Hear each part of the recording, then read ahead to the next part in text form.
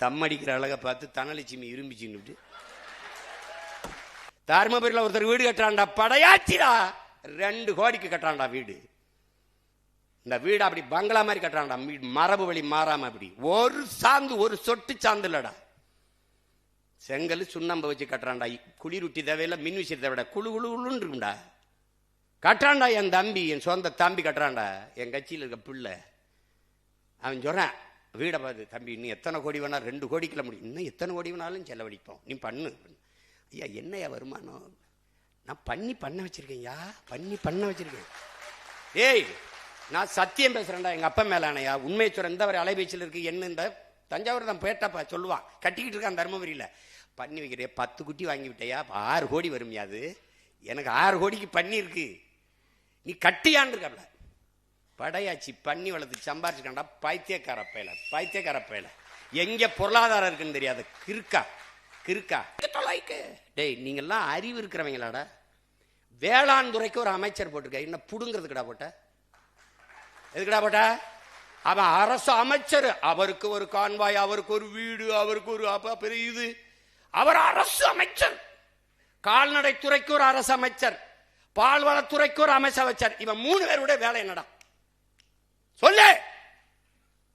நாங்க பின்னோக்கி இருக்கிறோம், இவருக்கு முன்னோக்கி போறாங்க. பால்வளத்துறை அமைச்சருக்கு வேலை என்ன? பால் இருக்குடா, வளம் எங்கடா?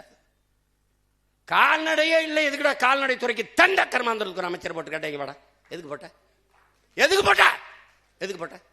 வேளாண் பல்கலைக்கழகம், வேளாண் கல்லூரி, வேளாண் துறைக்கு அமைச்சர். அப்ப அவனுக்கு எங்கடா வேலை கொடுப்ப? வேளாண்மை அரசு பணி ஆக்குனாதான்டா அவனுக்கு வேலை கிடைக்கும். இப்ப வேளாண் துறை அமைச்சருக்கு வேலை என்ன?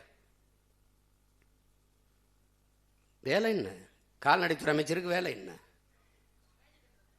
அதான் எப்படிப்பட்ட அறிவாளிகள்கிட்ட சிக்கிட்டேன் பத்தியில. அவன் என் தம்பி ஒருத்தர் இருக்கான் பார்த்திபன், அவன் போக்குவரத்து துறைக்கு அமைச்சராக போட்டிருக்காப்ல. அவன் அங்கே ஊர் மாவட்ட ரசிகர் மன்ற தலைவர்.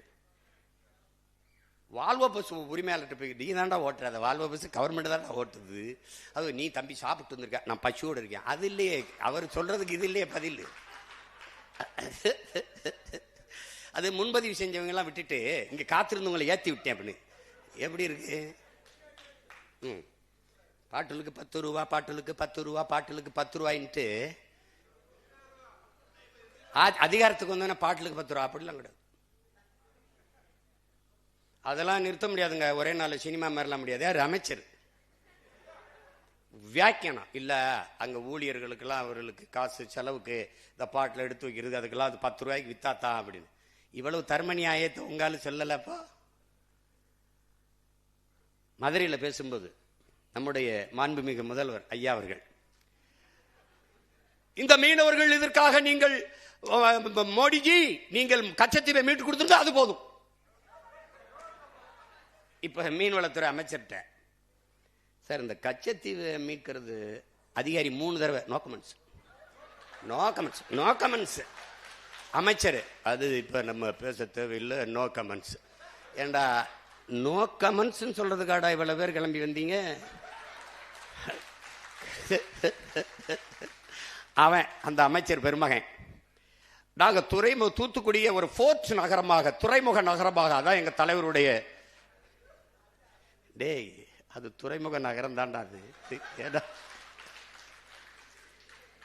இப்ப நம்ம கடல்ல விழுந்து சாகிறதா இல்ல கிணத்துல விழுந்து சாகிறதா? எங்க எந்த பக்கம் போறது? எங்க பார்த்தாலும் முட்டுச்சந்து மூத்திரச்சந்தாரு. கருமம் 436 திட்டங்களை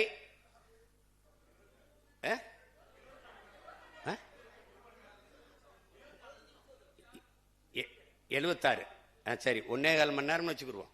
1.25 மணி நேரத்தில் 436 திட்டங்கள்னா ஒரு திட்டத்துக்கு 3 நொடி செலவழிச்சிருக்கேன். 3 நொடி தானே? 3 2 6 நொடி. 6 நொடியில் ஒவ்வொரு திட்டம். அந்த 436 திட்டங்களையும் நம்முடைய மாண்புமிகு அமைச்சர் ஐயா நிர்மல் குமார் அவர்கள் படிச்சுட்டாங்கன்னா, ஓ இவ்வளவு திட்டங்களை பேசியிருக்கீங்களா, நீங்களும் உங்க திட்டம் வந்த உடனே முதல் கையெழுத்து 200 அலகு மின்சாரம் இலவசம். மின்துறை அமைச்சர் 2,50,000 கோடி கடன் இருக்கு அப்படின்னு. அது எங்களுக்கு தெரியும், உங்களுக்கு தெரிஞ்சதா இல்லையா?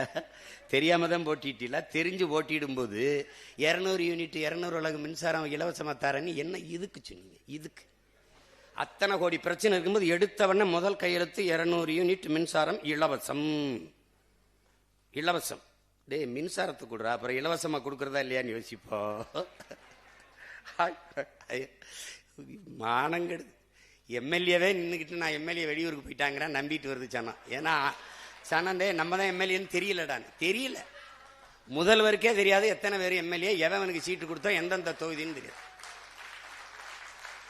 ஓட்டு போட்டவனுக்கும் தெரியல, சீட்டு கொடுத்து நிறுத்தினவனுக்கும் தெரியாது யார் எம்எல்ஏ. எங்க மொத்த பேரையும் அப்படி சொல்ல சொல்லு. 108 பேரையும் 107 பேர். மக்கள் விரோத ஆட்சியை மக்கள் விரோத ஆட்சியை மக்கள் விரோதம். எது மக்கள் விரோதம்? ஒருத்தர் 2 தொகுதியில் நிக்கிறதாண்டா முதல் மக்கள் விரோதம். இன்னொரு ஜனநாயகத்தில் இன்னொரு கணக்கான வாய்ப்பு பறிக்கப்படுகிறது, முதல் விரோதம். இரண்டாவது, நீங்க 2 தொகுதியில் வென்று ஒரு தொகுதியை பதவி விலகிற போது வலுக்கட்டாயம் அங்கு ஒரு இடைத்தேர்தல் திணிக்கப்படுகிறது. அந்த தேர்தலுக்கு குறைஞ்சது 10 நாள் 15 நாள் விடுமுறை விடணும். அங்க இருக்கிற அதிகாரிகள் வேலை செய்யணும், அங்க இருக்கிற பள்ளி கல்லூரி விடுமுறை விடணும், எல்லா அதிகாரிகளும் வேலை செய்யணும். அதுக்கு குறைஞ்சது 20 கோடி செலவு பண்ணணும். நீங்க விலகினதோட இல்லாம பல பேரை விலக சொல்லி வேற சேர்த்துட்டிய. ஏன்னா நீங்க தூய சக்தி இல்ல. நீங்க அது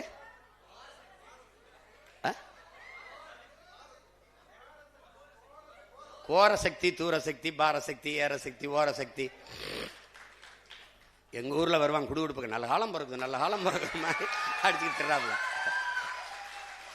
ஏதோ ஒன்று அதுல கடைசி இதை மறந்துட்டாப்புல. தூந்து போன சக்தி கண்டுபிடிச்சிட்டாப்புல.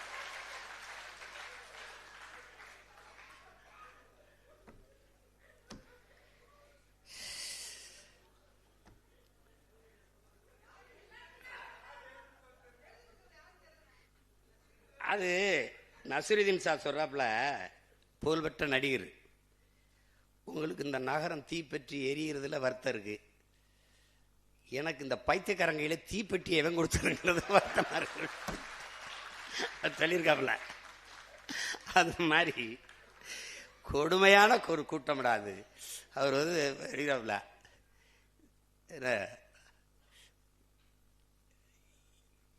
என்னன்னு தெரியல, என்னை நான் கவர்ச்சியால் வந்து விட்டேன் என்று சொல்கிறார்கள். கோவப்படுறாப்புல. அது தப்பு தானே. அவர் மண்டேலா மாதிரி 27 ஆண்டு சிறையில் இருந்து வந்திருக்காப்புல. எண்ணற்ற தியாகங்கள், எண்ணற்ற வழக்கு, பல சிறை கொட்டடிகள், அனுபவம். அப்புறம் 200 கோடியில் 100 கோடியை சல்மான் மாதிரி வாங்குற சம்பளத்தை பாதிய மக்களுக்கு கொடுத்து கொடையா கொடுத்து மக்களின் இதயத்தை வென்று வந்துட்டாப்புல. சினிமா டு சிஎம் எளிதா டிரான்ஸ்பர் ஆயிட்டு இல்லை, அதனால உங்களுக்கு தெரியல, கோவம் வருது வேற. சரி, என்னதான் தகுதி சொல்லுங்களேன் சிஎம் சார். சிஎம் சார், நீங்க உங்களை மக்கள் தேர்வு செஞ்சதுக்கு ஒரே ஒரு காரணம் சொல்லுங்க. ஒரே ஒரு காரணம் சொல்லு. ஒரே ஒரு காரணம். நீ ஒரே ஒரு காரணம். நீ வேணா உங்க ஆளுகளை சொல்லு. ஒரே ஒரு காரணம் சொல்லு. சினிமாவில் நடிச்சது தவிர 69 படத்துல ஒரு படம் நல்ல படம். இந்த சனா ஒரு படம் கூட நல்ல படம் தராதவன் நல்ல ஆட்சி தருவன் நம்புது பேர். ரஜினிகாந்த் அவர்களுக்காவது என்ன ஒரு 50 படமாவது இருக்கு. அண்ணன் கமல்ஹாசனுக்கு 100 படமாவது நல்ல படம் இருக்கு. எம்ஜிஆருக்குன்னா 200-300 பாட்டு இருக்கு. ஒழுக்கம் நிறைந்த, தாயை போற்றுவது, மனைவி பெண்களை மதிப்பது, பாடல் இருக்கு. மது குடிக்க மாட்டார், சிகரெட் குடிக்க மாட்டார். நீ தம் அடிக்கிற அழகை பார்த்து தனலட்சுமி இரும்பிச்சுன்னு இப்போ தெருவுக்கு தெரு கஞ்சா, வீதி வீதி கஞ்சா, அப்படி போத பொருள் எல்லாம் கொண்டாந்து விட்டு இப்ப இன்னைக்கு எம்எல்ஏ பழிய போடுறாங்க. ஏய், தெருவுக்கு தெரு கஞ்சா விற்கணும் தெரிஞ்சுதானே நான் வந்து போதை ஒழிக்கிறேன்னு சொல்லிட்டு வந்தியே. நான் ரொம்ப நாள்லாம் கேட்கலையே. முதல்வன் படம் மாதிரி காலையில் 5 மணி சாயந்தரம் 5 மணி போதை எங்கேயாவது வித்தான்னா சொல்லு கூட எனக்கு. இவங்க எப்படிப்பட்ட ஆளுக பாரு. கஞ்சா இங்க விக்குது, கொக்கைன்னு இங்க விக்குது, மெத்தப்பட்டமன் இங்க விக்குது, ஆபின்னு இங்க விக்குது. யாருக்கு தெரியுது? வாங்கி பயன்படுத்துறவனுக்கு. இந்த இடத்துல கஞ்சா கிடைக்குது, இந்த இடத்துல கொக்கைன் கிடைக்குது, இந்த இடத்துல அபின் கிடைக்குது, இந்த இடத்துல கிடைக்குதுன்னு தெரியுது. யாருக்கு? வாங்கி குடிக்கிறவனுக்கு, பயன்படுத்துறவனுக்கு. ஆனா போலீஸுக்கு தெரியல. எப்படிப்பட்ட போலீஸ்? எப்படிப்பட்ட போலீஸ்?